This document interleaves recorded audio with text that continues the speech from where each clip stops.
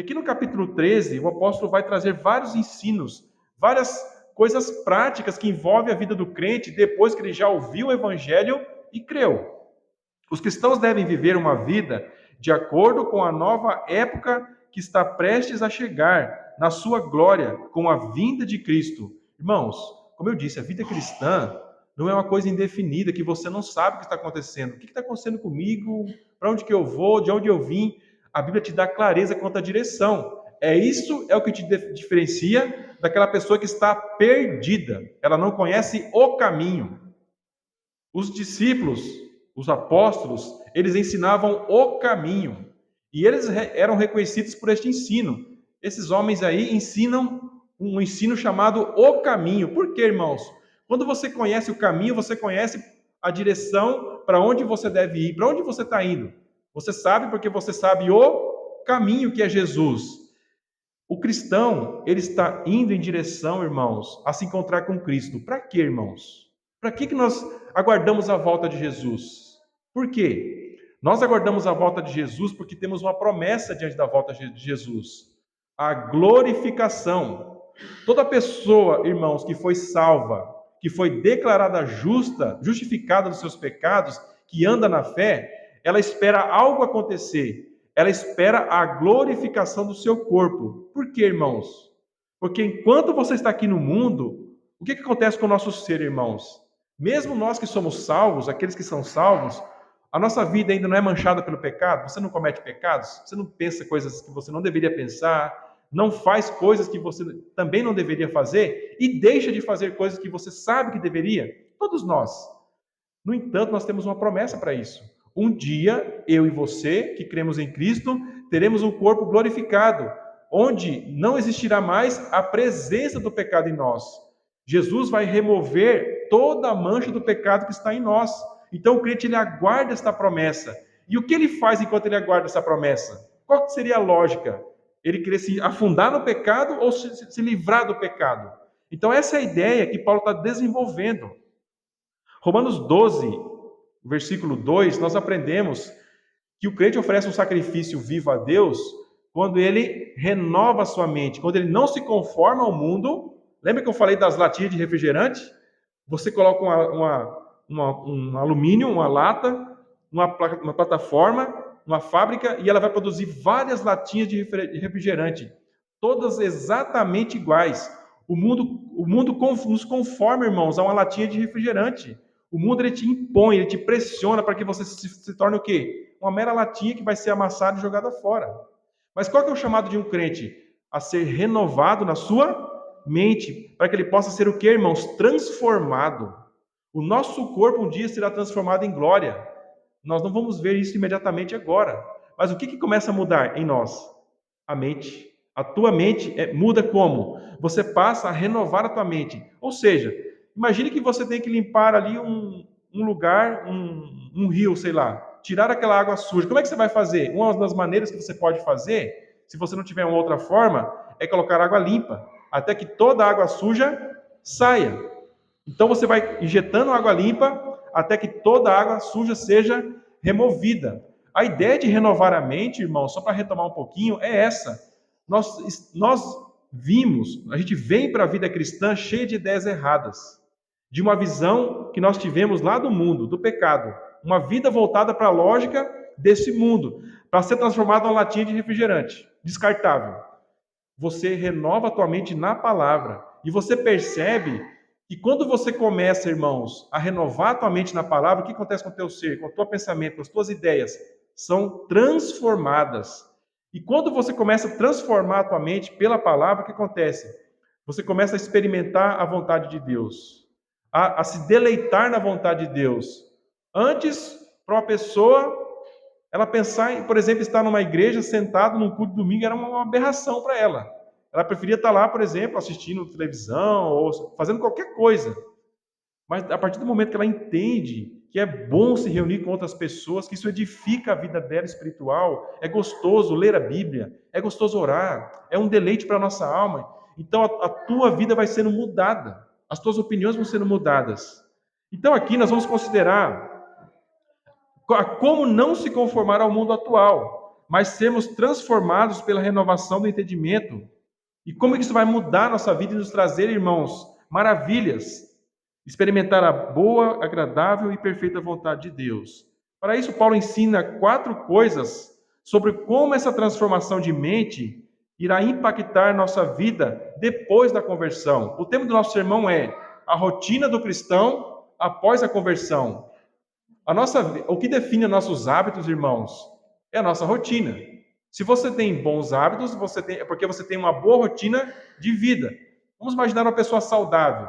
O que você espera de uma pessoa que é saudável fisicamente? Ela come mal, se alimenta mal, não dorme à noite, é uma pessoa muito estressada. Como que a pessoa busca viver? Acordar no horário certo, ter uma noite regular de sono. Isso é difícil para as mães, né? Muito difícil para as mães, né? Ter noite de sono, não ter estresse, né? Mas vamos imaginar isso, uma pessoa que busca ter uma vida saudável, ela tem bons hábitos de vida, acordar cedo, talvez fazer um exercício físico, buscar ter uma dieta balanceada, e ela tem uma rotina equilibrada. Isso é o que os médicos vão dizer. Vai trazer uma boa condição de vida para ela. Vamos pensar isso, irmãos, numa rotina que o crente também tem que ter, para que ele possa ter uma vida cristã frutífera, uma vida transformada, onde ele possa estar ali fazendo o que ele foi chamado para fazer. Oferecer um culto racional a Deus. Acordar, vamos pensar nisso. Um cristão, depois da vida cristã, ele vai ter que acordar. Ele também vai ter que se vestir. Ele também vai ter que andar. E ele vai ter que seguir uma direção. Vamos pensar nessas 4 coisas. Primeiro ponto, irmãos, acordar. Para uma pessoa acordar, irmãos, ele precisa, em primeiro lugar, discernir o tempo. O versículo 11 diz: E isto digo, conhecendo o tempo. As pessoas adequam sua rotina de sono de acordo com as suas necessidades a fazeres. Quem trabalha de dia, por exemplo, irá se organizar para acordar cedo de manhã para ir ao trabalho, não é assim? Se você mora longe do teu trabalho, você tem que acordar bem cedo para você pegar uma condução. Quem mora em cidade grande, muito de madrugada a pessoa acorda para chegar às 7 horas no trabalho. Uma pessoa que trabalha à noite irá se organizar para dormir durante o dia. O ponto, irmãos, é que se alguém tem algum compromisso em tal horário, ele deve estar acordado e preparado para agir naquele momento. Ele não pode estar na cama, por exemplo, dormindo, no horário onde ele deveria trabalhar. Ou então ele tem que trabalhar e está o quê? Com sono, está cansado, está cochilando. Por quê? Naquele momento onde ele está trabalhando, ele precisa estar com a sua atenção totalmente ali voltada para o trabalho que ele precisa fazer. 100% atento. Um cristão também deve organizar sua vida de acordo com a sua nova agenda de vida. E para isso, precisa conhecer o tempo em que vive. Em que tempo um cristão vive? Que tempo nós vivemos, meus irmãos? Nós vamos pensar nisso. A palavra vai dizer a primeira coisa, irmãos. Você vive no tempo aceitável da salvação. Estamos diante do tempo aceitável do Senhor. O tempo onde a salvação está sendo oferecida gratuitamente. O tempo onde os que creem são salvos e os que não creem são condenados. Esse é o tempo que nós vivemos, irmãos. Você vive num tempo onde Deus, pela sua infinita misericórdia, estende o que aos homens? Misericórdia, amor. Ele oferece salvação a qualquer pessoa que crê em Jesus Cristo, que ele enviou aqui a este mundo para salvar todos que creem. Então, nós estamos aqui pregando o ano aceitável do Senhor. O que está acontecendo, irmãos? Que tempo nós estamos? Num tempo onde pessoas creem em Jesus e são salvas, são guardadas para o dia da ressurreição dos mortos. Mas também temos um número grande de pessoas que às vezes escutam o evangelho, mas rejeitam. E são o que, irmãos? Biblicamente, condenadas por causa disso, porque rejeitam a salvação em Cristo. Rejeitam crer em Cristo como Senhor e Salvador e se arrepender dos seus pecados. Esse é o tempo que vivemos. Segundo Coríntios 6, versículo 2 diz: porque diz: ouvi-te em tempo aceitável e socorri-te no dia da salvação. Eis aqui agora o tempo aceitável. Eis aqui agora o dia da salvação. Qual que é o dia da salvação, irmãos? É o dia que você crê em Cristo e permanece nele. Então o crente, mas irmão, eu já ouvi, tem 50 anos que eu sou crente. Mas você está ouvindo Jesus hoje? Você está ainda Você está recebendo a salvação em Cristo hoje pela fé? Você está permanecendo na fé? Porque, irmãos, não basta a gente ter crido uma vez na vida, lá atrás. Você tem que crer todos os dias. Você tem que permanecer na fé até o fim. Esse é o chamado que nós temos, irmãos. Então, não devemos pensar que agora nós estamos vivendo um tempo onde não existe salvação para nós. Agora é o tempo. Devemos então crer em Cristo com firmeza. Essa é a primeira coisa. A segunda, no tempo onde a volta de Jesus está próxima, meus irmãos. Só isso já deve fazer a gente refletir sobre a urgência do tempo em que nós vivemos. É um tempo de oferta e oportunidade, de misericórdia, sim, mas também, irmãos, essa oferta que é dada a nós, ela é urgente. É urgente que você tome uma decisão por Cristo. Essa é a realidade, irmãos. Uma posição em torno da fé que é oferecida aos homens. Porque a nossa salvação está agora mais perto de nós do que quando aceitamos a fé. Devemos acordar com urgência. O tempo é limitado, a oportunidade é curta. O tempo para vigiar e obedecer é agora. Não há tempo para apatia, para agradar ao mundo, ou ser indiferente a essa grande e única oportunidade de salvação. Eu lembro quando eu era criança ainda, eu acredito que uns 10 anos, e eu perguntei para um rapazinho, que ele vinha de vez em quando na igreja, por que você não vem para a igreja? Perguntei para ele, né, na sinceridade, eu não venho ainda na igreja porque eu quero aproveitar a vida. Eu vou ser crente depois que eu tiver velho. Você percebe o engano aí, irmãos? Será que ele vai realmente ter a oportunidade de ficar velho para seguir a Cristo? Percebe isso? A pessoa quer oferecer o pior para Jesus, a velhice. Mas a juventude dele, ele quer oferecer o quê? Quer oferecer ao mundo, para se deleitar nas coisas que há no mundo. E ainda muito jovenzinho, ele já tinha essa ideia. Eu acredito, irmãos, que ninguém ensinou isso para ele, porque isso é uma coisa do coração do homem. O ser humano, ele tenta adiar a solução que é exigida para os seus problemas. O quanto ele pode, não é assim? A gente tem uma coisa para consertar em casa, a gente demora para consertar. Aí você tem que tomar umas grandes alertas da dona, né, para você ir lá corrigir aquele problema. E vai no último instante você faz o que tem que fazer. O ser humano, ele tenta buscar soluções, às vezes, irmãos, na última hora. Tem pessoas que pensam, por exemplo, que eles podem ser salvos, eu vou ser salvo no último minuto, quando eu estiver morrendo eu vou ser salvo, vou pedir perdão dos meus pecados. A chance desse tipo de oração ser falsa é muito grande, irmãos. Porque qual que é o tempo aceitável para você ouvir a Cristo? Agora. A oportunidade é agora. Ah, mas irmão, eu tenho que ainda, minha vida não está legal, para mim ser crente, eu sei que a pessoa tem que estar... Vem agora. Agora. Agora você tem que vir para Cristo. Dobrar o teu joelho, orar, pedir misericórdia, conversar com outros irmãos, estar numa igreja local para aprender, para poder tirar alguma dúvida que você tem no seu coração, remover falsos entendimentos, ou dúvidas, ou contradições no seu coração. Se reúna na igreja local, venha, estude a palavra, esteja em oração. Não queira consertar, eu tenho que primeiro arrumar minha vida, fazer isso. Sim, isso vai acontecer aos poucos, conforme você vai conhecendo a palavra. Mas a primeira coisa que você tem que pensar é que você está tendo a oportunidade de vir a Cristo agora. Você está vindo para Cristo e Deus está te dando a oportunidade para isso. Então pense, irmãos, isso tudo nos leva para algo muito urgente, a volta de Jesus. A volta de Jesus se aproxima. Meu pai dizia, né? Quando você olha o teu relógio lá no celular, né? Na época ele falava no ponteiro do relógio. Quando mais você observa o ponteiro girando, você deve se alegrar. O teu coração tem que acelerar. Por quê?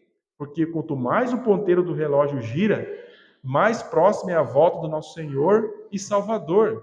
Isso deve fazer nosso coração se encher de alegria e também nos alertar sobre a urgência de acertarmos a nossa vida com Deus. Devemos organizar a nossa vida.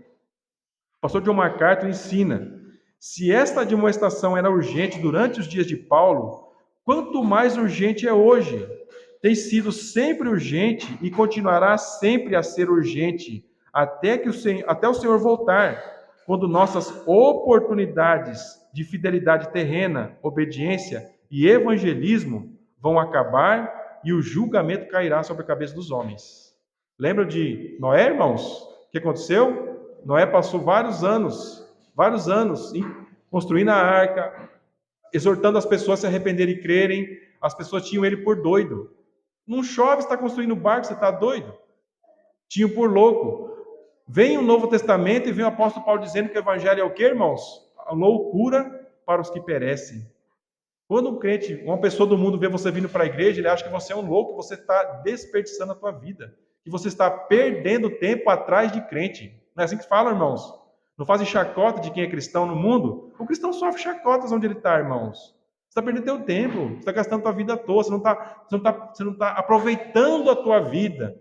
Aproveitar a vida como? Que é aproveitar a vida no mundo, irmãos? Entregando a vida para os vícios, para as festas e orgias que tem no mundo, bebedeiras e coisas, vida sem compromisso com nada. É isso que o mundo fala. A pessoa está buscando orientar a vida dela biblicamente para realmente ter uma alegria real e verdadeira. Para o mundo é o que é isso, irmãos? Uma loucura. Mas pensem bem, você é louco se você está aproveitando a oportunidade, a melhor oportunidade da sua vida? Não, irmão, você está sendo sensato. Você está considerando a verdade que você ouviu e você está respondendo ela de uma maneira sábia. Quando o crente ouve o evangelho, quando a pessoa ouve o evangelho, como a gente sabe que ele respondeu com sabedoria? Quando ele se arrepende e crê e permanece em Cristo. Ele está aproveitando a oportunidade que ele está tendo. Cada dia que nós vivemos nos leva mais perto do dia do Senhor, mais perto do dia da revelação da sua glória. Eu sei que a gente não pode talvez fazer muito, mas eu tento mesmo assim. Tentar imaginar o dia da volta de Jesus. A gente consegue, irmãos? A gente não consegue. É algo tão glorioso, será algo tão maravilhoso, irmãos, que foge completamente da nossa razão, nós não conseguimos compreender. No entanto, irmãos, é prometido para nós. As pessoas na época do dilúvio podiam imaginar como seria um grande dilúvio de águas? Não, irmãos. Por isso eles desprezaram por incredulidade. Então, irmãos, qual que é a exortação para nós? Não podemos ser incrédulos. Deus tem usado os seus profetas do Antigo Testamento, tem usado os apóstolos do Novo Testamento e a igreja no Novo Testamento para dar testemunho da volta de Jesus. Ele está voltando. A sua volta é certa. Nós devemos responder à oferta de salvação que ele dá por meio dos seus servos. Ele mandou mensageiros antes da sua volta. Para quê, irmãos? Para oferecer salvação a todos aqueles que creem. A verdade, irmãos, está sendo proclamada em todas as esquinas. Se você vai olhar, você vai ver pessoas pregando o evangelho. Hoje em dia nós temos a internet. Se você entra no celular, em algum lugar na internet, você vai ver pregações, mensagens evangelísticas, pessoas distribuindo folhetinho por aí, doidinhos igual nós, abrindo trabalho de plantação e fazendo, pregando a palavra. Isso, irmãos, o que isso representa? São sinais da volta de Jesus. Nós vamos falar um pouquinho mais sobre essas coisas. Isso nos leva ao segundo ponto. Nós dizemos que para que você possa experimentar a vontade de Deus depois da vida cristã, como seguir uma rotina de um crente, você tem que acordar. Então nós vimos que nós temos que discernir o tempo que está em nossa volta. Vimos que é um tempo aceitável do Senhor e um tempo onde a volta de Jesus se aproxima. Isso nos leva a pensar agora qual que é a lógica de um cristão. Diante desse tempo que ele está vendo diante de si, ele precisa despertar do sono. Se esse é o tempo em que vivemos, então qual é o segundo passo para acordarmos? É preciso despertar do sono. O texto diz que já é hora de despertarmos do sono. Que sono é esse, irmãos, que Paulo está dizendo aqui? É o sono do pecado. A primeira coisa, 1 Tessalonicenses 5, do versículo 6 ao versículo 7, diz: não durmamos, pois, como os demais, mas vigiemos e sejamos sóbrios, porque os que dormem, dormem de noite. Nós estamos num período, irmãos, num tempo da história de escuridão. Existe o evangelho, existe uma lâmpada aí sendo oferecida para indicar o caminho, para as pessoas seguirem o caminho? Tem, irmãos. Mas exatamente porque tem uma lâmpada, nós temos que pensar então, existe uma lâmpada porque existe o quê? Escuridão. Essa é a terceira característica. Nós estamos envolvidos em trevas. Que trevas, irmãos? Mentira, pecado, engano, confusão, bagunça, escândalos, de todas as formas, para afastarem as pessoas da verdade. Esse mundo que você vê organizado em sua volta, toda a estrutura social que você vê em sua volta, qual a finalidade? Enganar e tirar você do caminho. Pense nisso. Você vive num lugar perigoso, irmãos. Toda a estrutura que move esse mundo, irmãos, sem Deus, sem Cristo, para que serve? para te afastar de Deus, para afastar teus filhos de Deus, para afastar igrejas bíblicas de Deus e transformá-las em sinagogas de Satanás. Por isso a exortação do apóstolo: você está no escuro, numa escuridão terrível, e você precisa então fazer o que, irmãos? Despertar do sono do pecado. Despertar do sono do pecado, isso é interessante, irmãos, porque é a maneira que resume, descreve a maneira como todos nós vivíamos.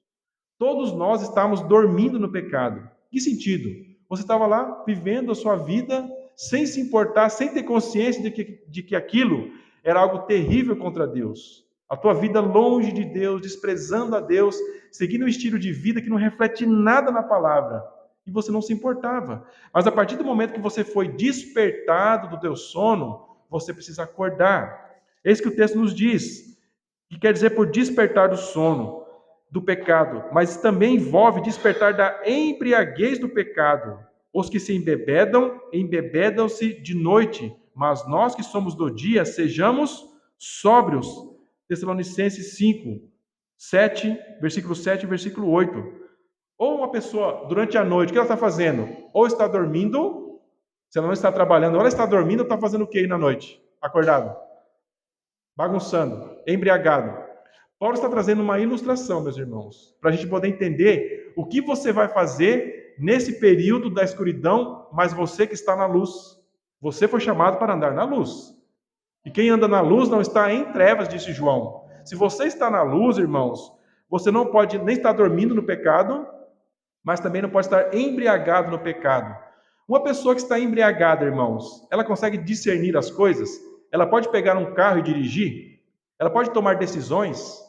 Ela vai conseguir tomar decisões sensatas se ela está embriagada, caindo de bêbado? Não vai conseguir. A ideia aqui, irmãos, é trazer essa ilustração. Quer colocar um bêbado na sua imaginação aí? Ou uma pessoa dormindo?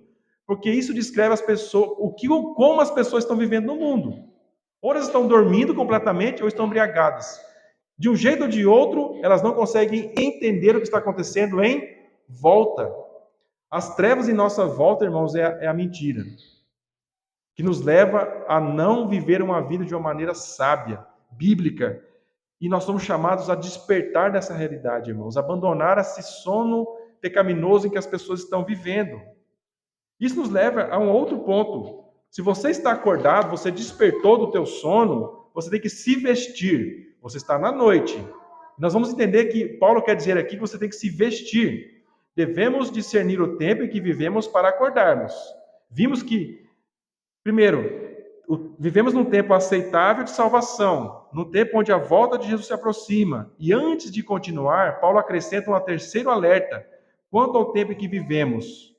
A noite é avançada e o dia está próximo, lá no versículo 12.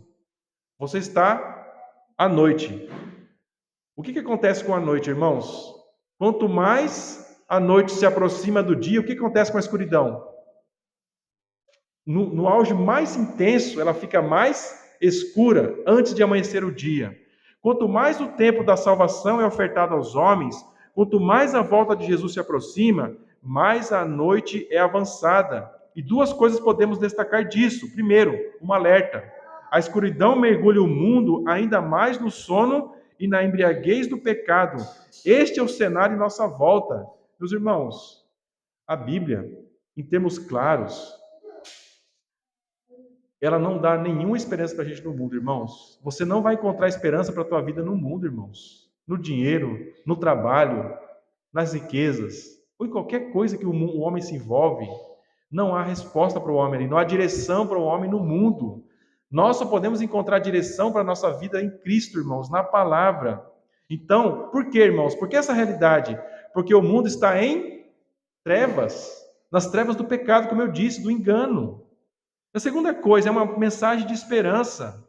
Porque enquanto você está caminhando, irmãos, com a lamparina ali, ó, é gostoso andar no escuro, com palito de fósforo, com a lanterna. Você não sabe o que você acha dentro da tua casa. Você caminha com dificuldade, não caminha com facinho quando tem luz, não está claro. Você vai batendo nas coisas, bate a cabeça na parede, cai no chão, derruba as coisas, não é assim?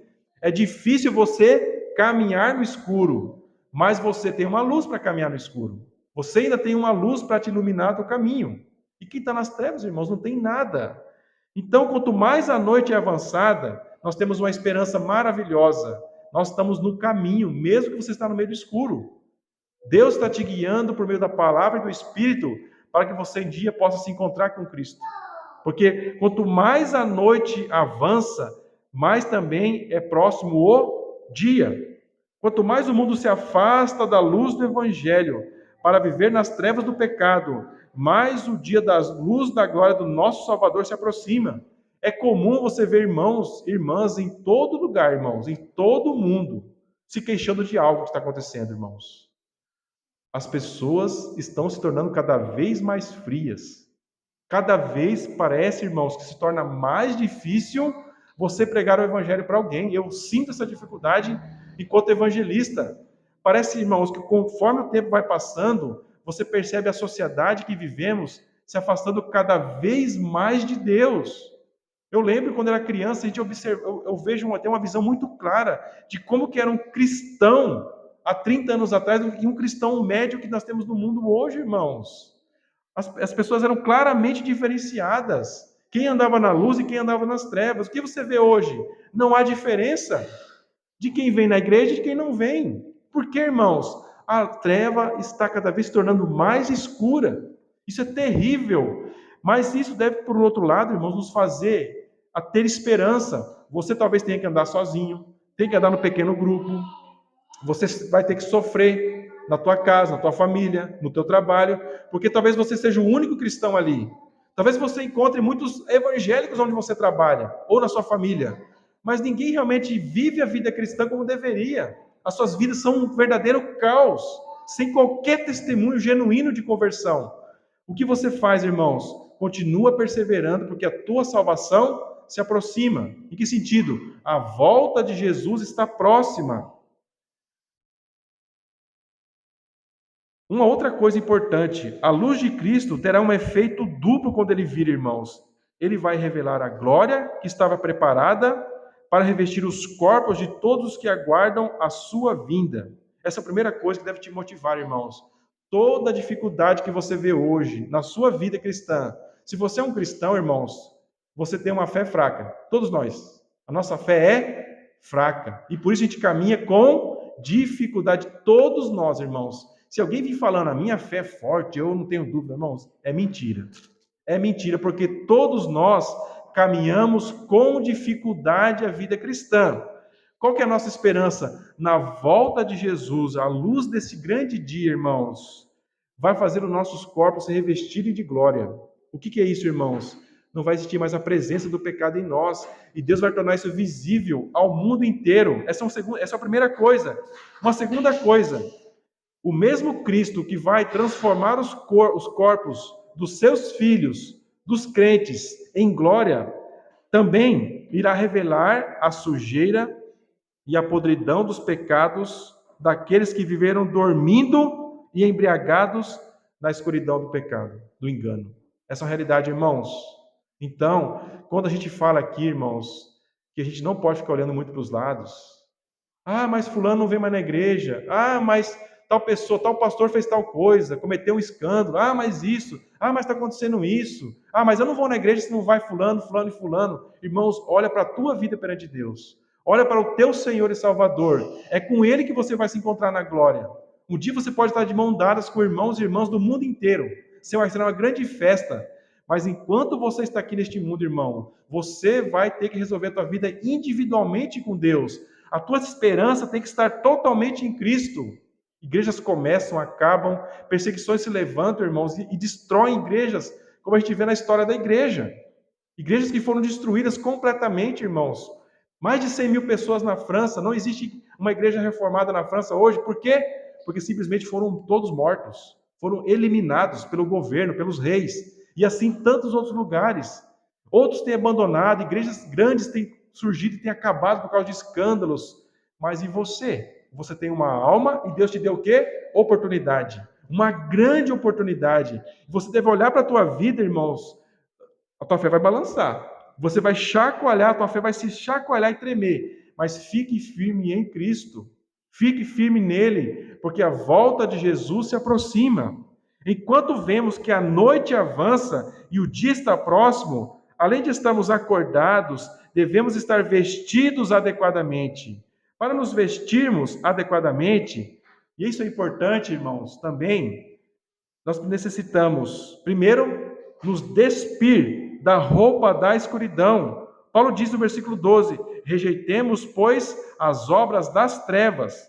Devemos entender por roupas as obras do pecado.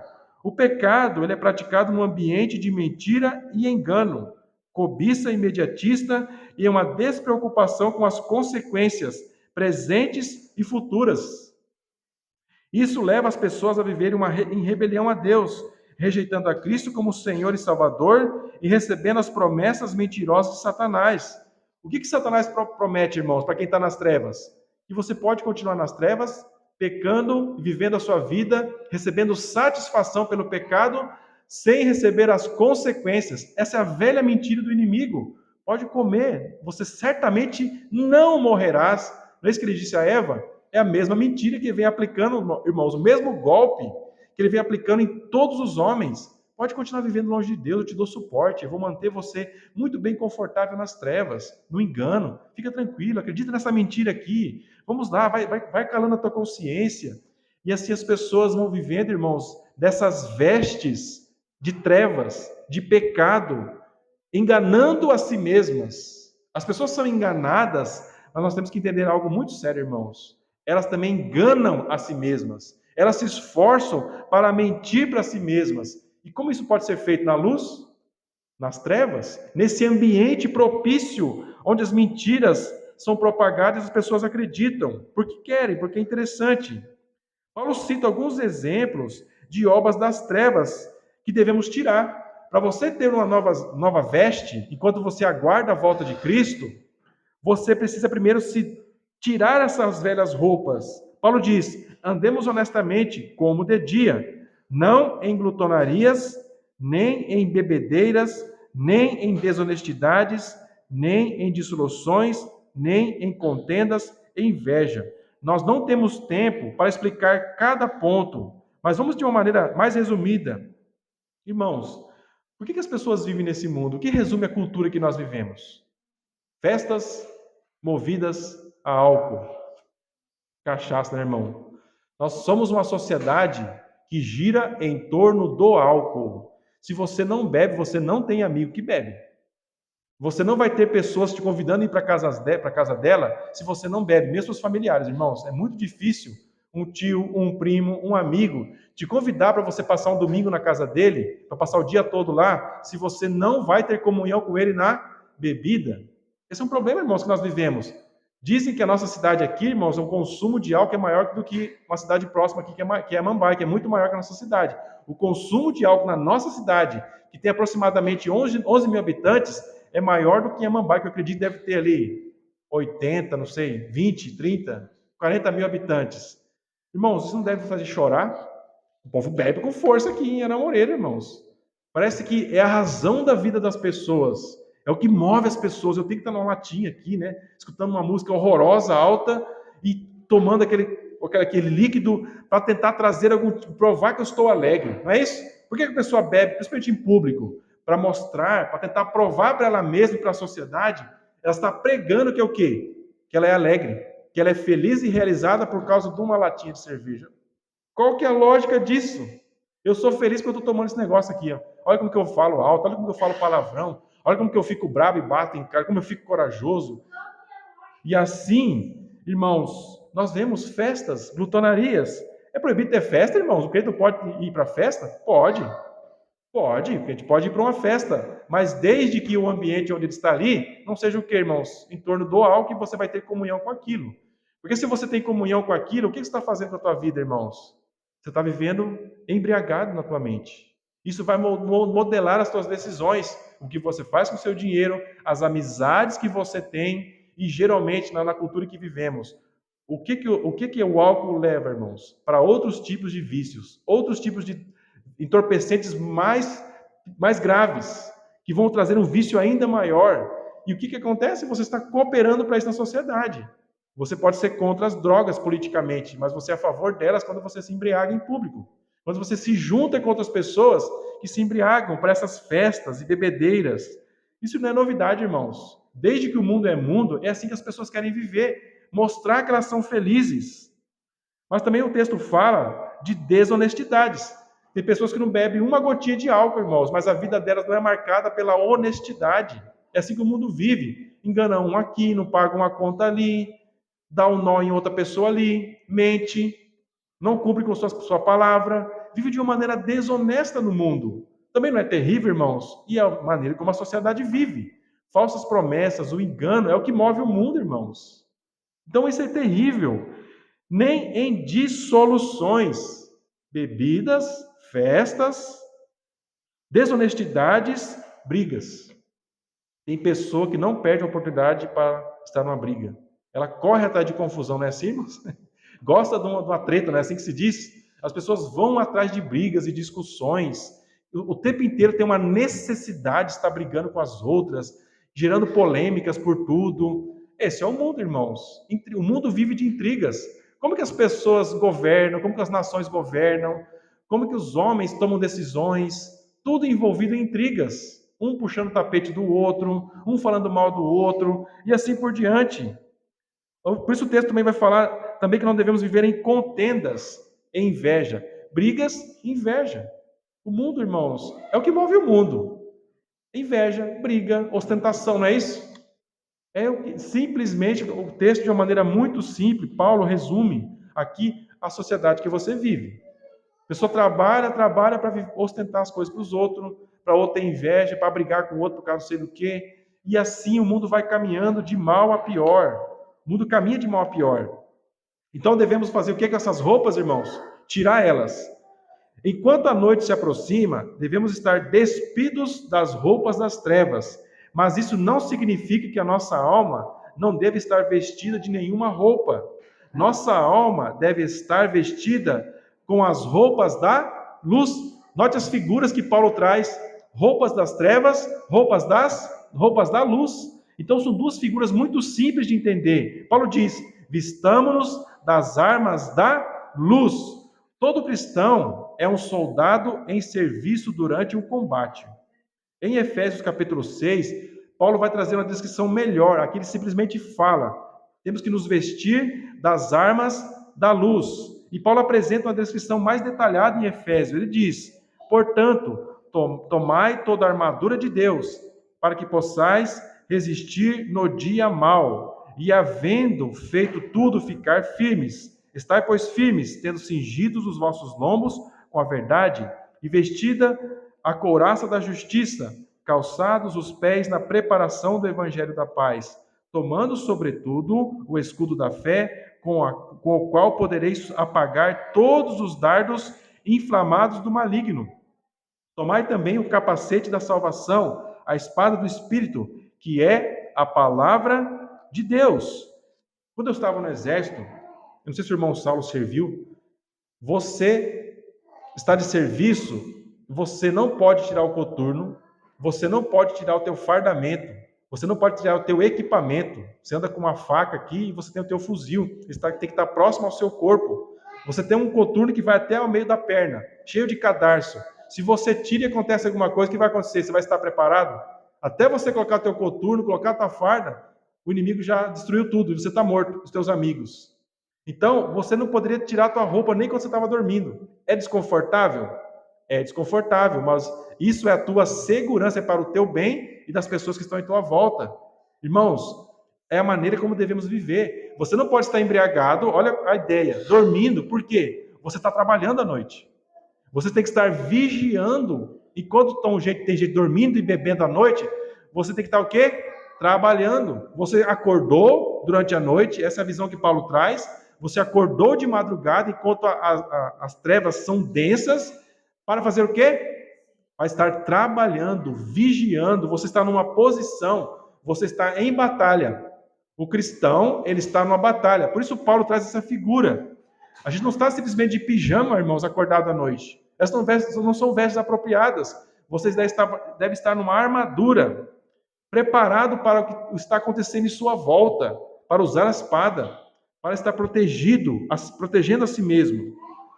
Então, isso nos leva a um terceiro ponto. Devemos saber como andar. Andemos honestamente como de dia.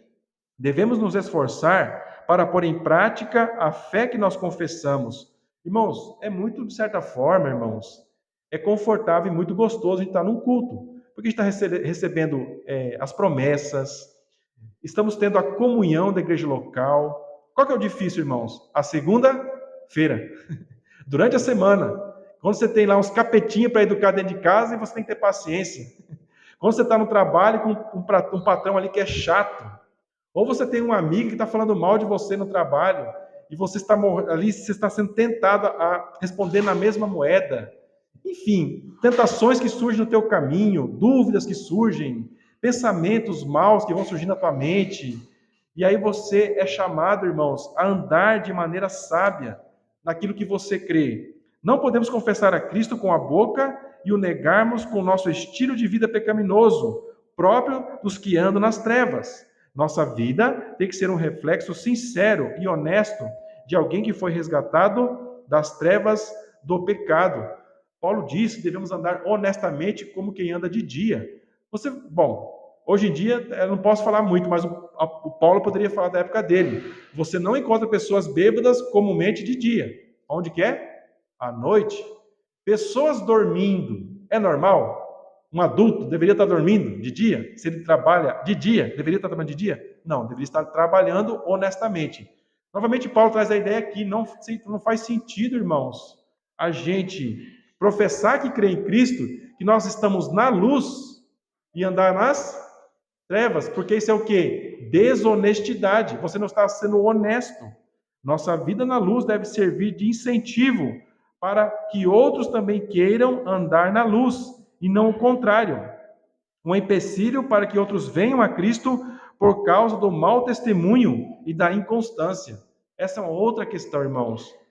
Então você está vindo numa igreja local. Você se identifica como um cristão na sociedade. O que acontece com qualquer um de nós, irmãos, se a gente fala que é crente, mas não vive? O que as outras pessoas vão pensar? Elas vão ser estimuladas a ser cristãs? Ou isso vai ser um pretexto para elas não quererem seguir a Cristo?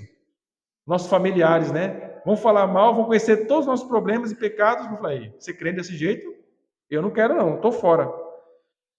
Quarto ponto, que direção tomar? Revestir-se de Jesus Cristo. A primeira coisa, o texto diz, mas revestivos do Senhor Jesus Cristo. Isso representa o crescimento espiritual contínuo daqueles que se tornam filhos de Deus pela fé em seu Filho Jesus Cristo. Colossenses 2, versículos 6 a 7 diz, como, pois, recebestes o Senhor Jesus Cristo, assim também andai nele, enraizados e edificados nele e confirmados na fé, assim como fostes ensinados nele, abundando em ação de graças. Nós somos chamados de cristãos, meus irmãos, porque nós somos pequenos cristos. A palavra cristão significa pequeno Cristo. Então, na cidade de Antioquia, lá, foi a primeira vez que começaram a chamar os cristãos de pequeno Cristo. Por quê, irmãos? Porque nós somos como uma criancinha tentando imitar o seu pai. Às vezes você não vai imitar perfeitamente, você vai querer imitar o teu pai e vai fazer tudo errado. Mas o teu desejo é o quê? Ser parecido com o teu pai. Eu lembro quando eu era criança, e meu pai pregava na esquina, né? Ele pregava na rua. E eu queria imitar o meu pai. Aí eu fiz a minha mãe, chorei até minha mãe comprar um terninho para mim, uma gravata, e eu estava lá na rua pregando o evangelho. Só que a minha pregação não era igual a do meu pai. Meu pai alertava a respeito do reino de Deus e o arrependimento, né? E eu alertava por causa dos cachorros, né? Irmãos, cuidado, esse cachorro é brabo, cuidado com esse cachorro. Então todo mundo ria, né, de mim. Olha esse menininho aí que ele está pregando, né? Tiravam um sarro de mim, mas o que eles observavam? Que eu estava querendo imitar o meu pai. Parecia um palhacinho ali, né? Imitando o meu pai, né? Estou fazendo uma comédia ali na rua, né? Fazendo as pessoas rirem. Mas qual que era o meu objetivo, irmãos? Ser igual ao meu pai. Nós somos chamados para ser igual ao nosso Salvador. O desejo de um cristão, por mais, às vezes, desastrado, vamos pensar assim que ele seja, é o quê? Ser igual ao seu Senhor e Salvador. Eu quero ser igual a Jesus. Eu quero andar em conformidade a Jesus. Por quê? Porque eu quero. Ele é meu Senhor, é meu Salvador. Eu quero ser parecido com o homem perfeito que esteve na terra, que intercede por mim, que me ama perfeitamente. Quando Paulo, então, diz que devemos nos revestir do Senhor Jesus Cristo, ele está falando, irmão, qual que é o teu foco na tua vida? O teu foco não é ser igual ao mundo. O teu foco não é ser igual os artistas do mundo, Gustavo Limas do mundo, ou as cantoras do mundo, ou a pessoa mais influente na cidade. O teu foco, o teu propósito é ser conformado à imagem de Cristo. Você vai dar cabeçada, às vezes vai ficar bem ridículo tentando imitar ele, vai estar muito longe do que ele realmente é, mas ainda assim o teu foco de vida, a direção para a tua vida, como você deve andar, irmãos, é essa. Eu quero ser igual a Jesus. E você vai ser colocado nessa escola para ser igual a Jesus. Conforme vamos estudando e meditando na palavra, tendo comunhão com Ele em oração, sendo ajudados pelo Espírito Santo, nós vamos aprender também a considerar uns aos outros para estimularmos ao amor e às boas obras, não deixando nossa mútua congregação, como é costume de alguns, antes admoestando uns aos outros, tanto mais quanto vedes que vai se aproximando aquele dia. Hebreus 10, 24 e 25. Um cristão, irmãos, ele deseja a comunhão com outros cristãos. Porque o que você encontra na igreja local? Você vai encontrar pessoas que estão começando na fé e você vai encontrar pessoas que já estão há um bom tempo amadurecidos na vida cristã. E o que você deseja com isso? Juntar esforços para que você possa ser igual a Cristo. Você quer ver o seu irmão em Cristo caminhando, talvez já há anos e anos, experimentado na fé, e você quer andar como ele anda. E por isso, irmãos, nós nos reunimos. E nos reunimos para dar testemunho do Evangelho. Uma das coisas que Jesus fez no mundo, qual que ele fez, irmão? Pregar o Evangelho. Quando Jesus fazia um milagre, irmãos, ele estava pregando o Evangelho. O foco era apontar para a mensagem que ele trazia. Nós temos uma mensagem, nós somos uma mensagem ambulante. Nós somos evangelistas, todos nós recebemos a grande comissão para anunciar o evangelho onde nós estamos. Então nós nos reunimos, irmãos, porque aqui é um ponto de encontro, de treinamento, é um ponto onde nós vamos encontrar a emoção, encontrar apoio emocional, encontrar força para seguirmos juntos na caminhada. E uma segunda coisa para encerrar é que não devemos fazer favores à carne. O texto diz, para finalizar, e não tenhais cuidado da carne em suas concupiscências. O teu foco é o quê? A tua mente está concentrada no alvo. Se revestir de Cristo. Você deseja se conformar à imagem de Cristo. Se você se afasta disso, irmãos, o que vai acontecer com a tua mente? Você vai começar a dar lugar, como o texto diz, para o que a carne quer. Uma coisa, irmãos, é você trabalhar para você ter o pão de cada dia.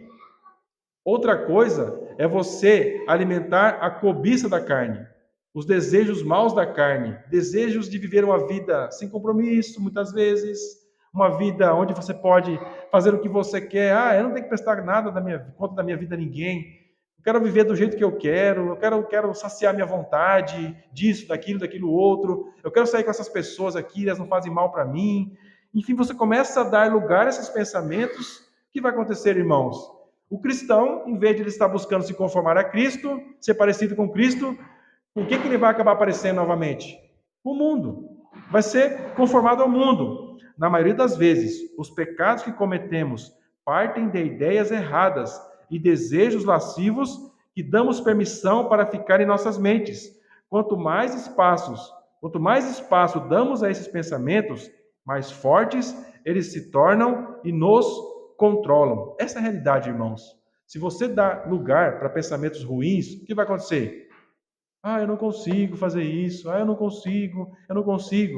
Daqui a pouco, realmente, você vai estar prostrado sem conseguir fazer nada. Porque você está deixando esse pensamento dominar a tua vida. Então, você vai se afastando de Deus, vai perdendo a fé, vai perdendo a esperança. E aí, irmãos, não vai ter nada mais do que as promessas mentirosas do mundo. E aí você está fora. Já está completamente voltado naquelas coisas que você vivia. E às vezes o regresso é muito mais difícil. Porque, irmãos, toda vez que a gente dá ouvido a uma mentira e a gente põe em prática aquilo que o inimigo coloca para nós, ou que o nosso coração carnal deseja, o que acontece, irmãos? Existem consequências. E se você é um filho de Deus, irmãos, eu preciso exortar você, preciso exortar os irmãos, que você vai ser disciplinado. Você não vai escapar do teu pai que te ama. Se você é um filho de Deus e você está andando dessa forma, dando lugar à carne, aos desejos da carne, depois da vida cristã, o que vai acontecer? Deus te ama. E o que ele vai fazer com você? Vai te castigar. Ele vai mostrar que aquilo ali não serve mais para você. Não é mais para você. Aqueles ambientes, aquelas pessoas, aquele linguajar, aquela roupa, aquelas pessoas, aqueles convívios, aquela forma de viver já não é para você. Aqueles ambientes já não servem mais para você. Então o teu regresso é algo inevitável, mas sempre é com muita dor, com muito sofrimento. Então a ideia, irmãos, é que nós estejamos o quê? Focados. Você foi chamado para oferecer o teu corpo, a tua mente, a tua vida como oferta de sacrifício agradável a Deus. É nisso que você deve estar envolvido. Às vezes cansa vir na igreja, às vezes é ruim acordar um pouquinho mais cedo para orar, para fazer o devocional ou ler a Bíblia com a família em casa.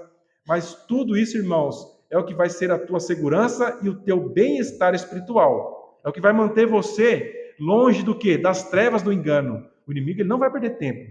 Ele vai atacar onde você não está tendo firmeza. Você não está tendo firmeza, é o que eu falo para os meus filhos em casa. Quem não sabe o que é, não sabe o que é. Isso. É isso que vai acontecer. Se você não sabe o que é, você não sabe o que você quer para a tua vida. Mas você sempre vai encontrar pessoas e seres que estão por aí que vão saber o que querer fazer com a tua vida. O que vão querer fazer com a tua vida e para onde vão conduzir você. E não pense que vai ser para o teu bem, vai ser sempre para o teu mal. Portanto, irmãos, quem você é? Você é um cristão, lavado e remido no sangue de Jesus. O que você deve querer? Querer ser conformado à imagem de Cristo. Você deve estar concentrado nisso, focado nisso. Amém, meus queridos? Vamos orar agradecendo ao Senhor.